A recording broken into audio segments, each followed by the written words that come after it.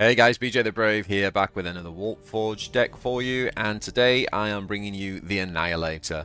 This deck is absolutely popping off for me at the minute, guys. I think I've lost like 2 games, climbed at the end of the season, almost made top 50. I think we finished 58th, having not really played much ranked at all last season. And yeah, straight out of the blocks this season, doing well too. There's a couple of changes that I've made throughout, and I'll explain those as we go, in case you see the odd card in the gameplay that's going to follow, but 98% of the cards have remained the same. So let's get into the deck. Alright, so first of all, we've got, obviously, Varro. Now, Varro, why Varro? Well, the main reason I've gone with Varro, this deck's very, very fast. What Varro gives us is similar things to Calgar. Obviously, we get the 5 health less, so he's got to have some trade-up. And I think the thing that he's giving us is we are specifically able to dig for very key stratagems, with the draw mechanic being only drawing, what's it called? Only drawing stratagems from Scryer's Gaze as opposed to just cards.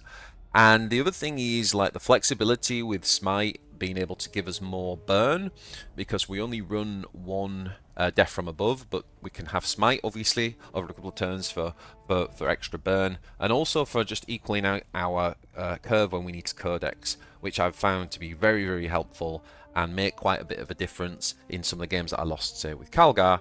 Being able to kind of codex when I need to with Smite was very good. And the other one is the shield, which is, I've actually found that in this deck as well, there are times where even the shield has really helped as well. So we've obviously got Tarius. This is a fast deck. We have the double tactical insight. We have 1 infiltrator. Another really, really good card for giving us just like 1 turn of cheating the trade. As I always say with fast decks, just 1 turn of doing that can be the difference in winning and losing the game. So I absolutely recommend going with 1. I wouldn't cut it. And we have the double firstborns. Now, I did try a scout bike, the new card, right? So obviously you'll see maybe in 1 or 2 games a scout bike. It's not particularly great. And I think in this type of deck, like firstborn can kind of spiral out of control. Scout bike helps with more with removing things at best. It's not really playing into the kind of aggro approach. So I actually think the firstborn is better. I do run a Hero's Respite, and you might be surprised about this, but I actually think this is a good card in here.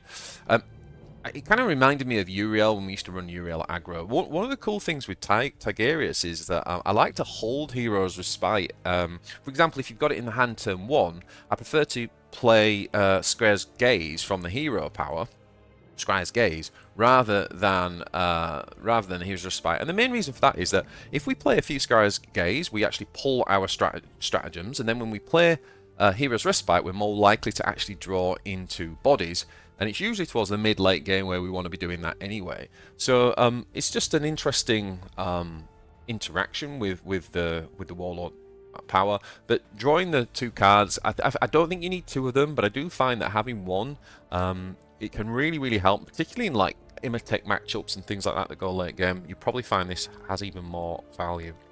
Now, we do run the double point blank shot and 1 Primaris Reaver. I only run 1 Reaver because like I said, this is it's not really a control deck, and I'd much rather have proactive plays often. That's why I picked the double firstborn rather than double Primaris Reaver. I've got 1 rapid deployment. This is an interesting card.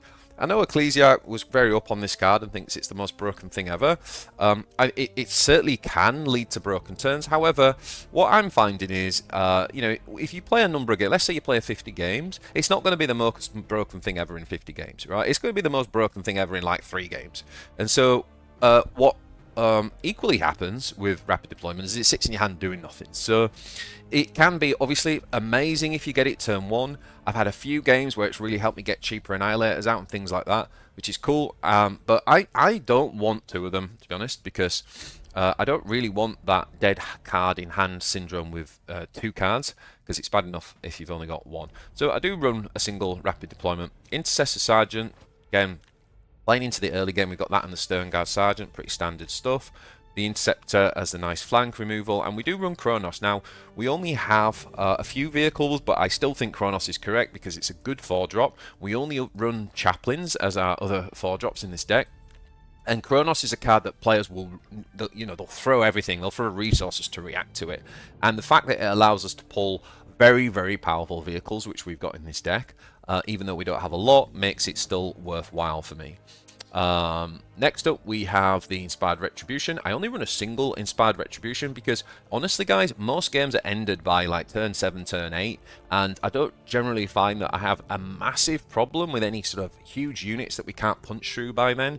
I'm not brave enough to leave home without one, and it does give us options in a slightly later game. Also, in the mirrors, it can be quite nice for taking out enemy Predator Annihilators and things like that, Dreadnought stuff. So I do think one is still good in an aggro deck. If you really wanted to run a second one, you could, and I would probably suggest dropping one of the next units, which is the Warsuit. These are cards that I've very much been testing. I did clarify with EG how this card worked because I wasn't happy that it wasn't always going off. Basically, any attack that would kill the Warsuit does not trigger the 2 damage. Now, I did not understand that from reading this. I don't know how you guys read it. Let me know in the comments. But basically, EG confirmed that it's not intended to trigger the 2 damage if the Warsuit is killed. So, you know, you play this, if they play like the Soltech Destroyer, whatever, flanker comes on with 5 attack and just kills this, it won't actually trigger the 2 damage. But where this is pretty good in this aggro deck is that, like, say you've got this guy down and your enemy warlord hits either this or a different unit, and then it takes 2 damage, so it does play into that kind of like aggro theme because it's more burn. So, and it's a vehicle, right? So it is something that can be pulled from, say, Kronos. It could get armor. It's something that could be a good target for putting a shield on from the warlord power, just to be super annoying, things like that. So I've got 2 of them, but if I'm honest with you, like I think in the very last game I actually dropped 1 and I put the Judica Vanguard unit in with the stun. So if you wanted to do that as well, I'm definitely saying these are flex spots. I think you could also try out the 4-drops that blind your opponent. I think you could put them in. You could put Storm Ravens in, or you could put a second Death from Above.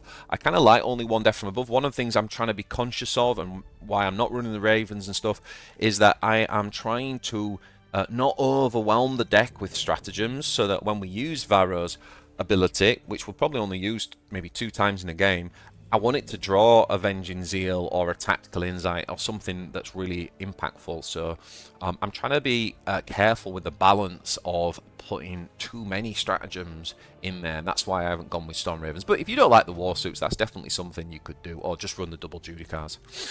We do run the double Impulsors. I don't like, honestly, like, this card is like, I have mixed feelings with it, but it is a good card. It's like, it does give us good value, and it is obviously a vehicle.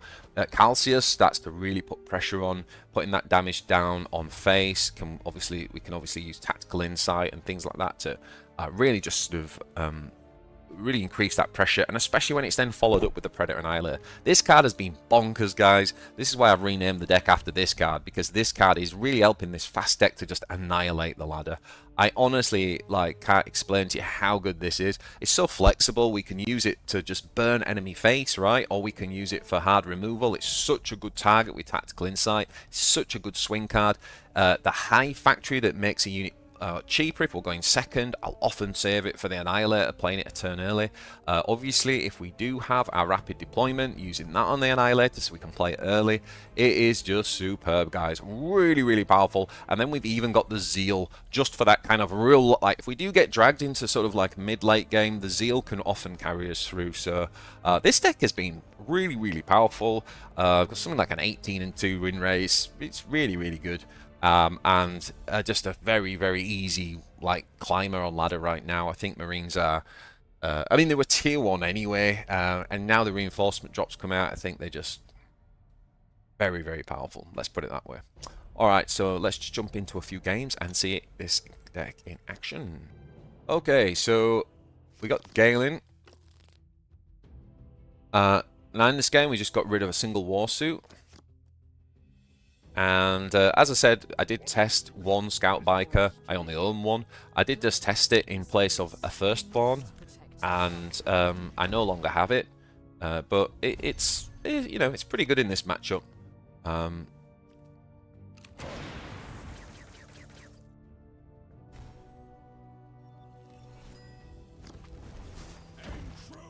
So we play the Biker, and basically, when he deploys the Guardian here, obviously this thing's just going to kill it instantly.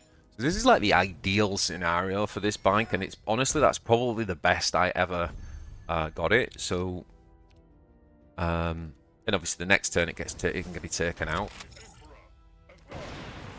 So overall, I kind of prefer the double firstborn, but you could definitely run it. So that gets taken out by Galin. And then he obviously uses his Banshee, which has a nice trade into that. That thing does suffer against high melee flankers. So now we actually go with this and we make our big boy a lot cheaper. And we're just really trying to set up here to play the Annihilator next turn. So we're comfortable with kind of not developing the board there because we know what's coming next turn.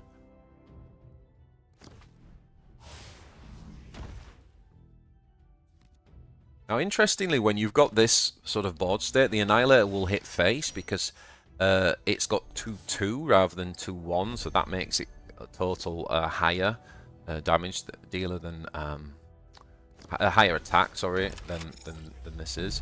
So you will need to clear the Guardian, and it does mean that he gets his stone value.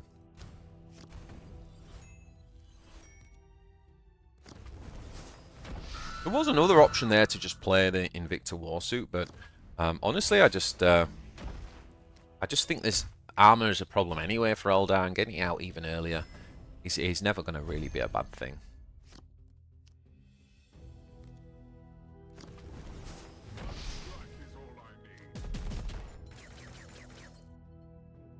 So I think we're going to use the... I'm hoping we're going to use the Hive here and get Antario out. Yeah. Because the Lord was stunned, that's why we kind of went down that route. We couldn't clear that with the Lord, and I didn't want to waste the attack from this on it. So it brings Antario out, and as you can see, we're playing against Galin, which is a tempo deck, and we're so far ahead here. He does have the stones to pull off the Eldritch Storm, though. That definitely helps him, and he's even got the Shroud Runner as well to polish off the board. So it's quite nice, but obviously his health is very much down from that.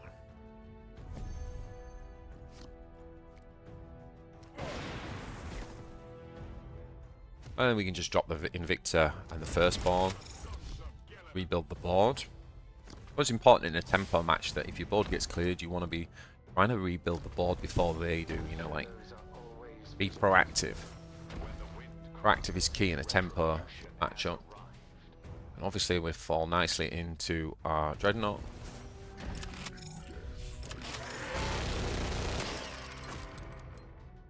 Now, the Dreadnought, this is one of my earlier games with the deck.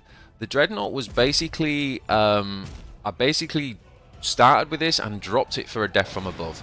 So in this match here, we don't have a Death from Above. So if you wanted to, I decided that you either need one at the top curve like a Dreadnought, or I just decided that for 4 energy, I'll just have the 4 damage to face in the end. So yeah, that's the change there to the deck you need to consider. There's the Storm. Down comes the Rider. Kaboom.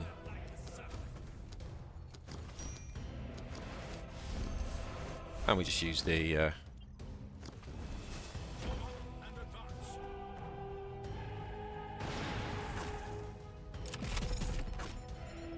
And there we got it. GG.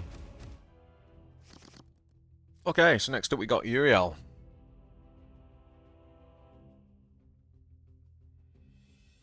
So we're expecting a kind of aggro mirror almost here. But interestingly, I kept this hand, and it's kind of like, I don't know, you could kind of argue that it's not a good hand. There's a little bit of trusting that we did there in obviously the card draw that we have for early game.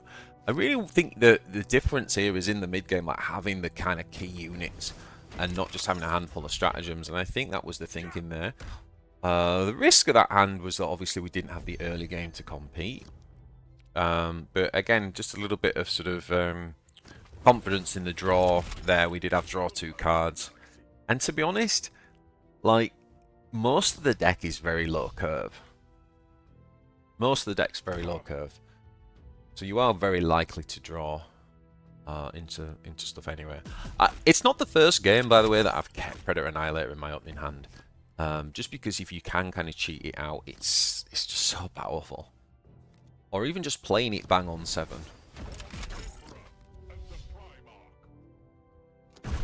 So he's putting the pressure on early game. We've obviously got a bit of an awkward turn here because like we can't clear this. So you could say that this is like the turn we were punished mainly for the hand that we kept. And as you can see, we drew into a Primaris Impulsor as well. So a different way to do that mulligan would be to get rid of both the Impulsor and the Annihilator, with only having 3 cards to play for early game. But as it is, I mean, if you look at it, we're only 1 point behind on health. And now we're going to hopefully start to get the benefit of the holding the better quality cards. Happy to see an inspired Retribution there, right?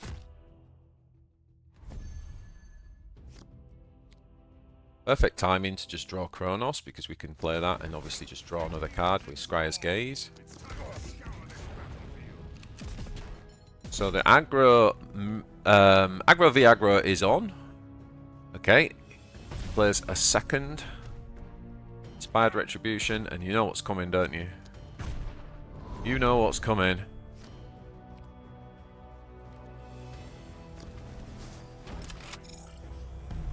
I mean, just this play here, like just doing 8 damage to face in an aggro mirror, like that in itself is just game over, isn't it? Yeah, there's nothing he can do. Shows us what damage he had from hand, and then takes the honourable way out. Okay, so next up we got Imch, and Imch is actually one of the harder matchups for this deck because Imch plays a lot of good control tools and can obviously armor up and really kind of basically turn the corner against us. So we've got to be super quick. So as you can see here, we've kind of just kept the early game tempo there. So we've got a pretty nice curve. Firstborn first turn's not that great against Imch because he can just remove it. So I tend to like to play Firstborn more in synchronizing with something else. We have got to worry about the armor. So obviously the quicker we can kind of get round, so the quicker we can beat down the armor, the better. But this is what I mean about, like, we played the Scryer's Gaze rather than the Firstborn. And what I want to do is really place Firstborn with something else. So if he wants to just use his hero power and Lord to kill it, that's going to perhaps punish him in dealing with whatever else is down on the board. That's the thinking. So we're just keeping up because he did have a proactive 3-drop, and obviously using the hero power there means he doesn't play a proactive card here.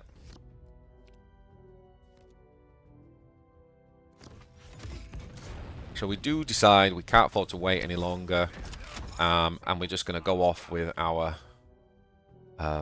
refill, Tactical Insight, and this is a good example of where you drop the Firstborn, right? So now the Firstborn is part of a whole host of problems, and he's like, well, what do I get rid of? And so we're actually going to go in even more. Now, obviously, we are only worried at this stage about the AoE, but even that wouldn't be a full board clear. Still, obviously, potentially help him a lot here. And yeah, now we have a pretty scary looking board, I'm not going to lie. So he does have the Scorpec Destroyer, and that's going to help him to get rid of our Impulsor. So we'll be splurging out no more new Marines, but you know, we can just go ahead and play our Warsuit. That'll trigger the Firstborn again. And then we just want to keep putting that pressure on before he can get the armor down. And obviously if he attacks now with this, but he does have the Scythe Assault this time, so I think he might have just drawn into that. And that doesn't trigger because he kills the Warsuit. So if you're wondering why it didn't take the 2 damage, that's how the Warsuit is intended to work. So we obviously know that next turn we're in for a really powerful turn. We're just going to Scryer's Gaze again here. Put some pressure. Look how good this Firstborn's been for us. And remember, if we'd have just wasted it on the first turn, it would have just done nothing really. Instead, we get to do a massive 7 damage this turn from it. Plus, we attacked with it last turn as well. So, a really, really powerful firstborn. Good use of a 2-drop. He's already down to 10. And we've only got 1 unit left, but obviously we know that next turn we've got the Annihilator. He uses a second Scorpec. I know we're desperately trying to heal every turn now. So we just go ahead and drop Big Boy. And a hit face as well. Down to 5.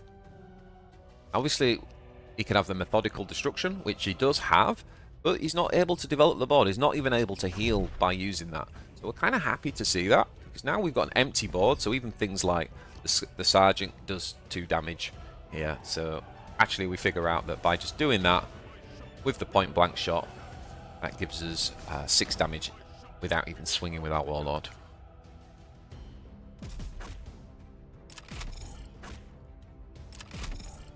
GG.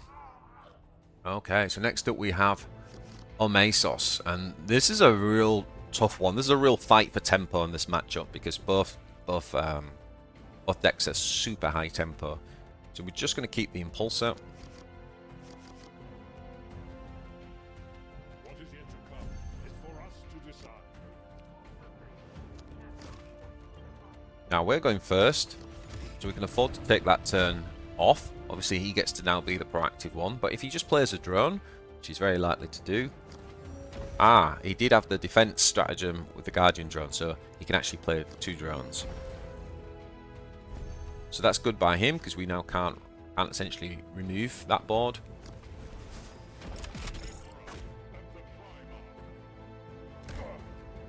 Now we could actually use this, and we do. We use this to play a point-blank shot. Remember I said both of us are aggressive. This is where you kind of, in this type of matchup, you both have to play really aggressive on your tempo. Because you're just fighting so hard to be the proactive one. So that does manage to get us back in to the game. Pretty good against Tau, this card, by the way. The high range attack and pinging the +1 on hitting the drones, putting it in range of Pagarius. So pretty nice, we're back on that. We did go first, so we are the proactive player on board. What's he got for 4 energy? Okay, so he plays the DS8 and a stealth drone.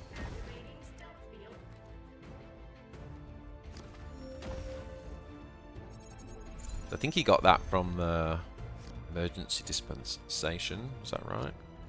Yeah, he got that from the emergency dispensation. That's how he was able to pull that turn off. So this does make things a little bit awkward.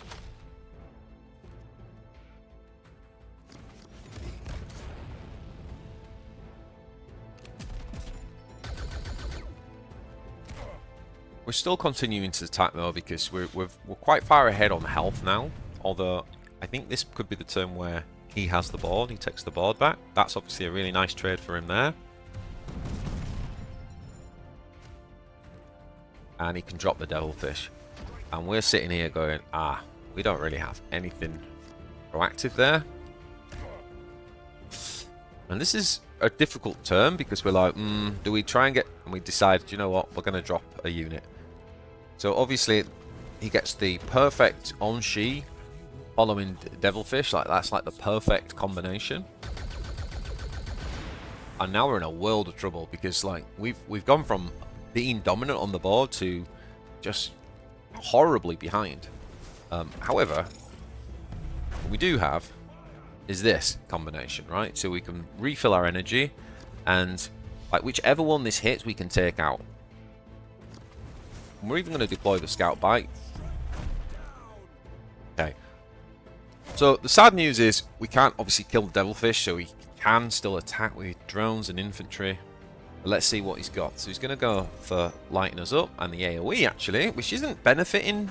You know, the Devilfish isn't helping in that.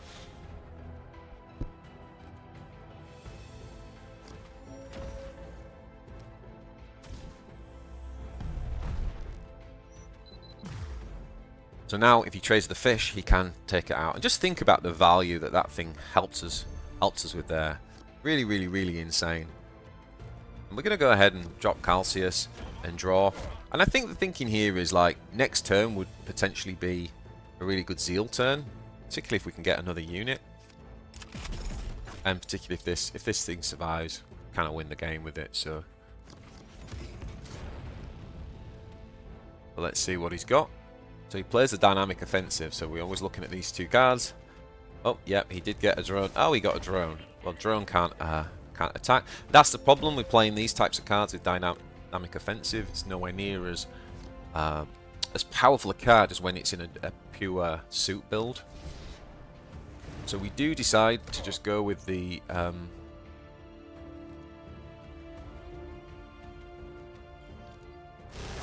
yeah, and that's it. That's lethal.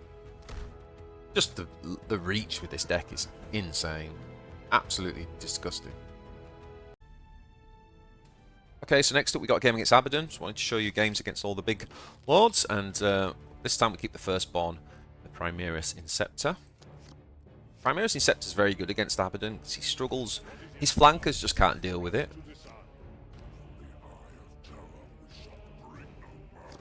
So we go ahead and drop the firstborn.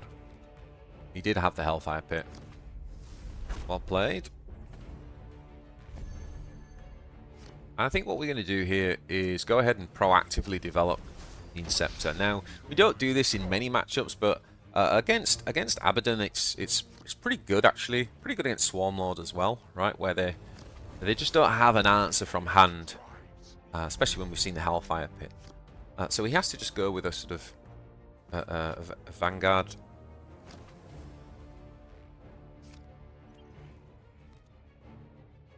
And it looks like we're just going to basically use our flanker to get rid of this.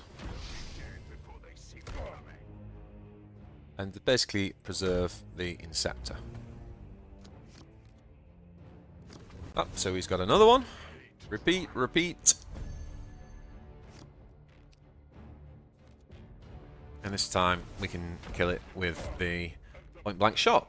And again preserve the Inceptor.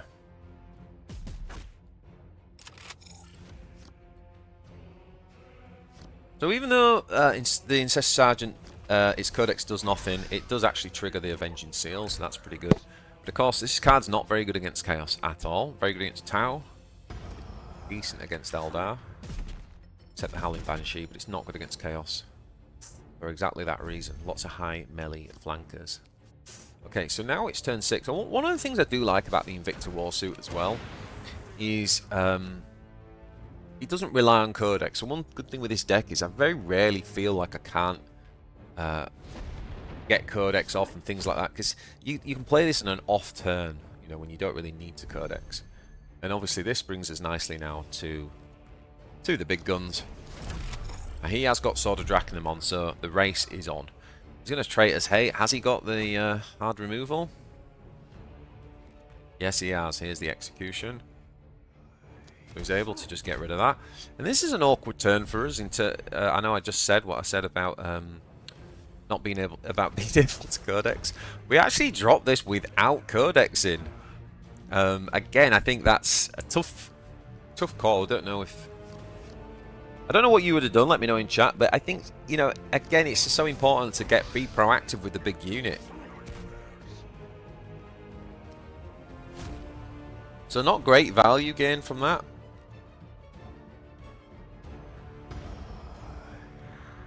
And this is looking very close.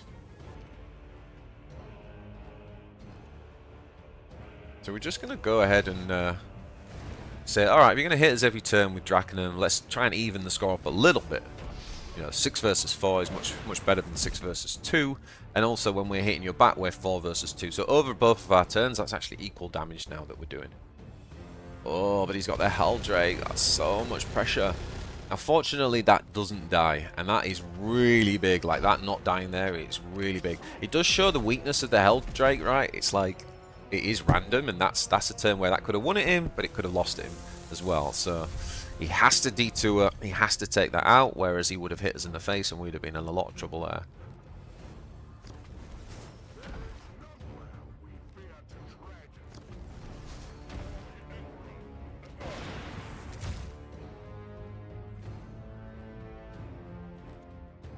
This is a really awkward turn because obviously I know if he's got murderous desires, we've lost here.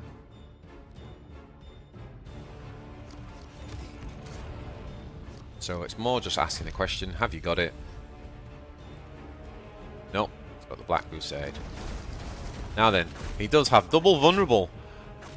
And he got a Black Legion, a Dark Pact off on this, but unfortunately for him, it did not ping face. It pinged Lord, and so he almost stole it from us there with that ping from the Hellbrute. If that hadn't hit the Warsuit, we would have just lost. So that was a very, very, very, very close game.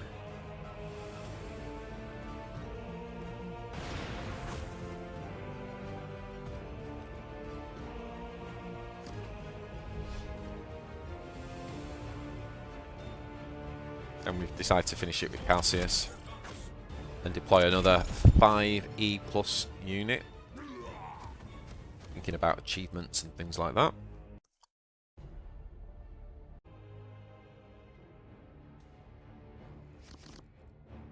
Okay, so another Abaddon. I'll try and skip through on the slow bits just to speed up a little bit. So a classic draw stratagem first turn. Not much to show here. He does his hit and heal. And we obviously have the Stern Guard to drop now, turn 3.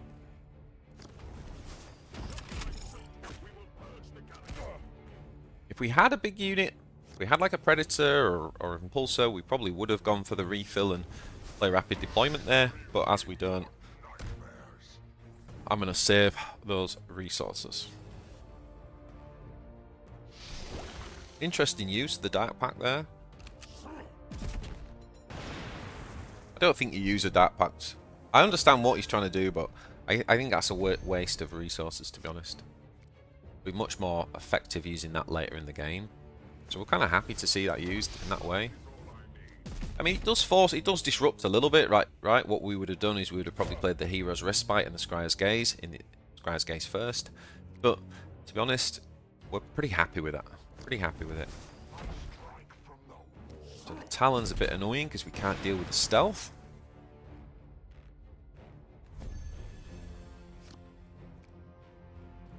Interesting if you're playing a more control build. I do think the Tyrannic War Veteran's pretty good right now. There's quite a lot of stealth units and camouflage units that are in the meta, so...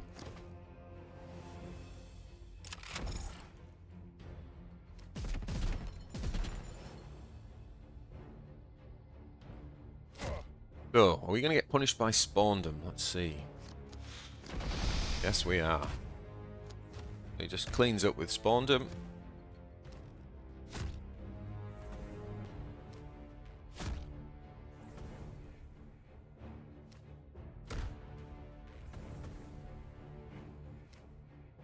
And he goes face. Not a great trade for him there. He would have lost it either way, so he decides to just try and cash in and go for the race. Oh, and he had this anyway. Oh boy. Nice, well played. Didn't know he had the Traitor's Hate.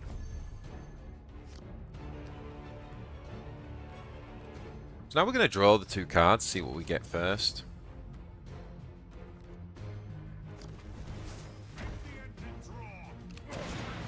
I was umming and ahhing about playing this there just to draw more, but actually better to keep the resources in this situation, I think, with the hand we've got. Thin the deck a little bit more.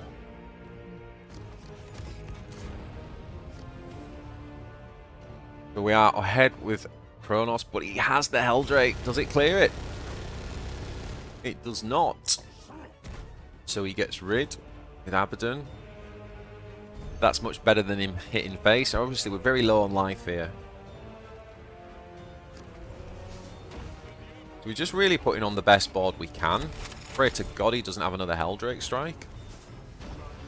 Kind of rare to have 2 in hand. He does have his second Spawndom. That's definitely going to help him clear this board up.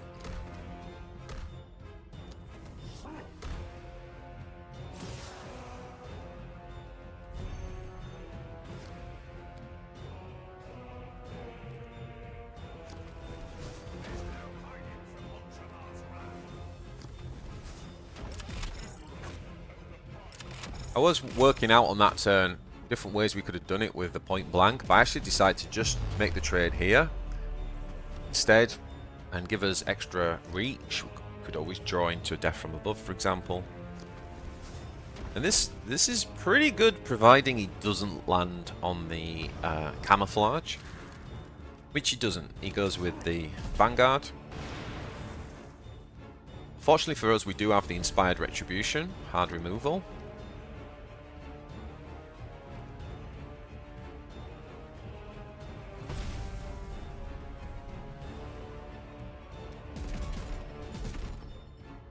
And I believe that gives us just enough damage for lethal. Yeah, with the double point blanks. Remember, we almost used them earlier. Actually, they've come in handy there with the reach. GG.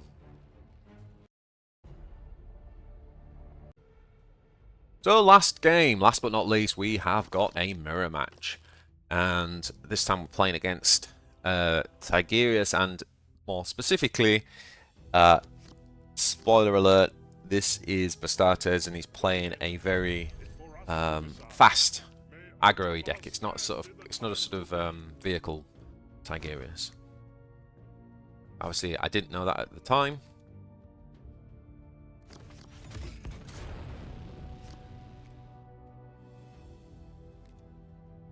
So he goes in with the firstborn.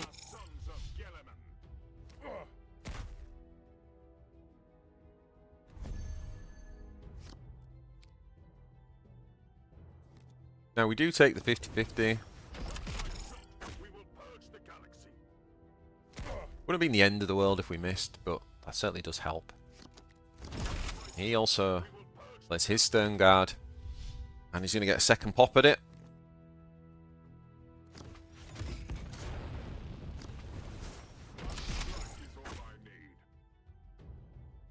Now he can clear that with his Lord, and that's a really powerful turn for him, and obviously it's really helped him to take over the board. So we are struggling a little bit here, given how fast his deck is. We're going to play the point blank to get rid of this. We actually decided to just drop the first pawn, I believe, because we can't take this out. So just give him a like shiny little distraction. Well, Chaplain helps him get rid of that.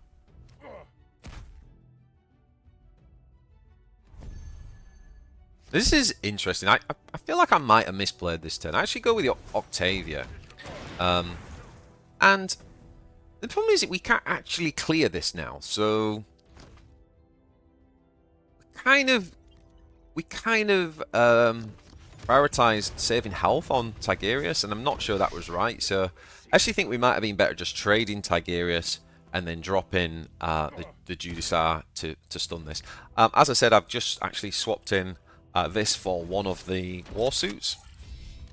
I've dropped war suits, but if you want to play double war suit, you can. Just testing it. I like to have a skeleton to a deck and just kind of like test every 3 games, make a change to one card. That's kind of like how it's part of my deck building process, if you like. I keep asking myself, what did I miss? What did I need? What felt bad in my hand? What felt good in my hand? Things like that. So, right now, testing one of these. So you can see, I mean, this guy's just really fast. Now, the only thing we've been really fast and faster than me is look at his card quality. He's got 1 card in hand, whereas we've got quite a lot of resources. But we are behind on health, and we are behind on board. So we're at that point now where we're almost in the control. We are the control player, and we've basically got to think about how do we use our card advantage here and our resources to outplay him. And you see, he just had a turn where he just couldn't really do anything. So that was the window we were looking for. To really take back over the game. And that is the downside to being, you know, when you think about your deck building, you can't be like, if you're all in and super fast and it doesn't pay off, that's the sort of thing that happens, right? You just run out of resources, basically. Yeah, so that's why the old Uriel deck was very good, because it got the extra card at the start, giving it extra resources. But anyway, he manages to find himself a 6 energy flanker. And we've still got a long way to go to come back here, but we're certainly way ahead on board. even though we're still 10 behind on the health at the minute. So I think what we're doing here is just trying to play out our mana slot, and that's Tarius coming into play again there. Obviously using Smite to do that. Getting really good value from our Chaplain here.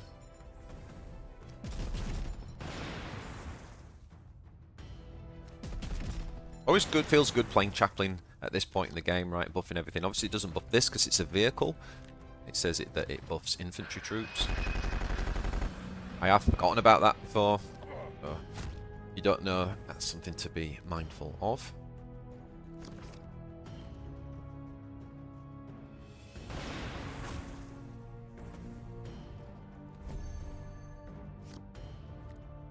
So yeah, we're pretty much back to even now in terms of card hand and health, and we're a tiny bit ahead on board. Awkward turn here though. Can't trigger the Codex. It's time to scour this battlefield.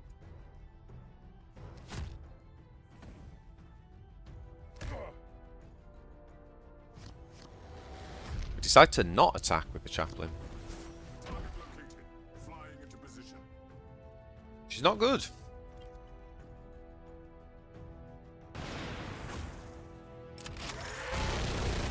It's kind of interesting. I think I would have smited here.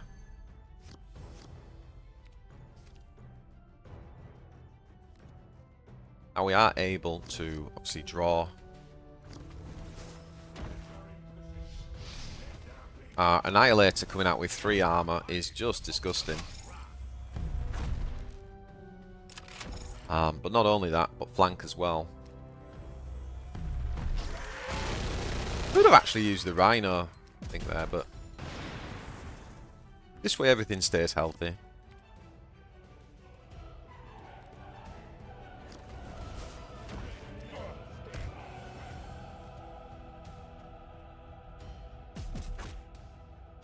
He does manage to take out Kronos, the point blank shot, and stick a very large Sicarius in front of us. But what we got here is 6 and 6, so we can actually get the Zeal off, go big, put 3 damage on face from Calcius, and basically just trade the game.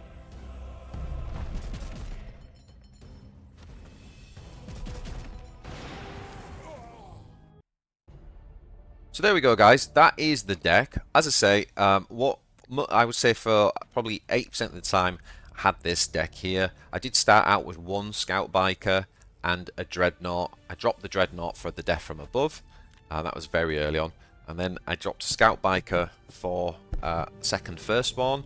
And just more recently, what I think you can do is you can play around with these war suits. Quite like them, but if you want to get rid of one of them, you could get rid of one. And you could stick in the... I would suggest you could obviously stick in a second rapid deployment if you had it, or you could just pop in a Sergeant Electus or a Storm Raven. But currently I'm actually testing the Judiciar. I didn't want to mess up the curve, so I'm actually going with one of these. And this is what my deck currently looks like. So that's the deck, guys. Let me know in the comments what you think. Like and subscribe and all that jazz. Hope you enjoyed this one. And yeah, I'll see you on ladder.